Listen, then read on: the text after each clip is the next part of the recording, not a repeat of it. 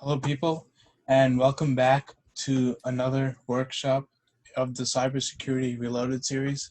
This workshop is hosted by Q Project, and today's cyber topic is race conditions, or TOCTOU, which I'll get into a little bit later. So, hope you enjoy this workshop, and don't forget to like and subscribe. So, what is a race condition, and how does it occur? So, basically, a race condition is when two processes are accessing the same resource and they're racing to perform a certain operation on that specific shared resource. So let me explain my horrible drawing. So these lines right here, these are threads. And so what threads are, they're just a series of set instructions for the CPU core to execute. So here we have a 4-core computer. This gray square with the C stands for a core. So these threads are going down to the CPU, and this CPU, this is just a visual representation of all of these commands being executed going down this way. They're feeding into their CPU right here. And so these two threads have this one instruction um, which are trying to access the same shared resource, which is right here, which is a file, usually just a file. And so what why is this called a race condition? Because when you're inputting threads into the CPU, these two threads are basically using the same resource, and so whoever gets the resource first gets to change it or to manipulate it for the second thread, the loser thread, to look at or to view the manipulated shared resource. And so it's called a race condition because they're just basically racing to see who gets there first, and there's no set direction. It's very hard to debug, so you have to be very careful when you're coding. I'll go into how you can prevent this. The reason this happens in code is because you assume that everything is linear. You assume everything is just one thread, one program, but in reality, one program is split into many threads. And so that's why you have to code in such a way that you know which thread is going to be used first. So I'm going to go over a classic example. So first, we have a vulnerable program. It checks to see if this file and temp is accessible and able to be opened by the current user, which is root, because this is the actual program being run on the server. If it is, then you just go to a file location and you open that file in read-only mode, and then you list the contents of the file. So this is the vulnerable program explanation of what it's doing. Now we have the hacker program. So what this program does is basically you run this program at the same time the vulnerable program is running, and between A and B over here in the first program, you need to create a symbolic link of the same name created by a regular user to a file owned by root that the hacker wants to read, such as etc password. So when the vulnerable program is checking between A and B, instead of going to the file, the regular file, it's going to the password file because there's a symbolic link created. And so it opens that and lists the contents of that instead of doing this, instead of just reading the regular file. So sometimes the hacker program wins the race, sometimes not. We'll see this in the demo. And this is known as TOCTOU. It's just another saying for race condition. It stands for time of check and time of use.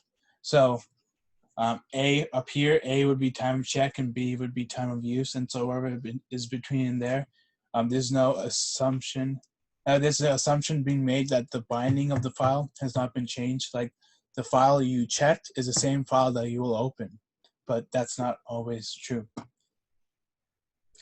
I want to go over what a symbolic link is. I mentioned this earlier. So a symbolic link is basically a file that points to another file. It's similar to the shortcut icon on your desktop. The actual application file is not stored in the desktop folder, but rather in a system's file folder. So it's safe from like accidental deletion when you delete the shortcut on your desktop or the icon. So some simple protections you can use. You can use random file names to avoid hackers guessing the file names that is to be opened.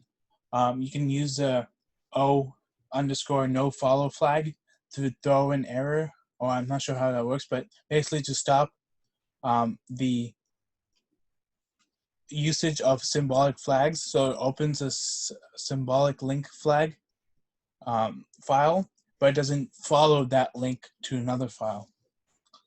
And you should always use file descriptors. Instead of just the file name, you should use the actual description of the file. And you also have to create assurances that the file binding has not changed, so that when you're checking the file versus when you're opening the actual file, you can check the binding is the same. So you cannot mess around with what the file is. Oh, there's no uncertainty or doubt that that file is the one you checked. So there's some methods you can use. You can use faccess or just fstat, and here I put some examples how you can use it. I'm not going to go into it at this point. Some of my works cited right here. Now I'm going to do a demo.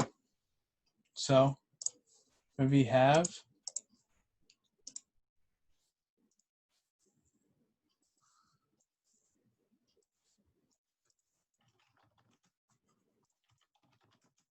okay, so right here I have a folder in the temp folder called test, and here I have a password file which is root. I have all the other functions, everything, they're all of this user bitnami, and this read file is our main program. It's called read file. And this is our vulnerability program, or our vulnerable program, and this is our race program, which runs a rename.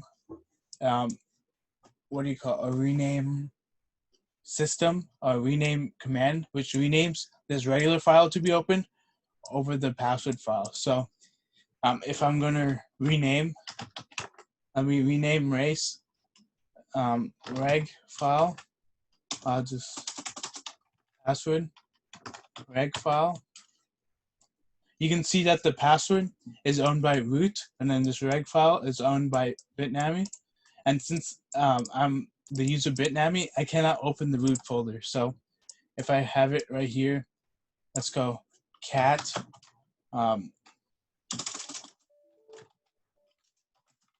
cat password permission denied. So what this is going to do is basically just rename the files. Okay, so let's look here. You can see that, oh, if I press ls, you can see that the password file has been renamed to this. If I keep doing it, you can see that it's constantly, it's constantly changing between the two. And so you can run, so if I take this out, password is still root. And so when I execute the read file, it asks for a file name. So I'm going to put the reg file. And so this is the regular file to read for the program, basically lists the contents of that file. So if I keep doing it, it's obviously going to go to this file right here. But what if I start to do this? Then if I do it, oh, sorry. This file is actually going to be run as sudo because this is part of the server files. So My bad. It's still reading a regular file. It read the root password right here. In this password file, it's basically the root password. Normally, I wouldn't use sudo, but this is actually the program that's supposed to be run as root. So just imagine this is root running it. So if I keep doing this, see, sometimes I'll win, sometimes I don't. So I thought this was pretty cool, and I wanted to share with you. So there's some ways you can avoid this. So let's look at the program. Read file. So right here, you have all of this code right here. If the file is owned by root, like if you just pass it the password file in the very beginning, it's just going to say it's owned by root, and you can't do anything. This, you sleep for 5 milliseconds. The reason in real life code doesn't have this right here. It's just for the purpose of this demonstration. Oh, I see we have a question here. Are you using C because it has access to the hardware? I'm just using C because it's very basic. It's a foundational level language, and it has what we call functions that are exploitable, such as like open, all of this stuff. And so that's the purpose of this. Plus, main programs use C as a native language. So usually programs don't have this, and so I just put that so we can demonstrate this. So right here, would open it. See, between here, this point, argv1 right here, it checks it right here, the UID and all the other descriptions of this file. But when you're opening it, it again goes to argv1 here, right here.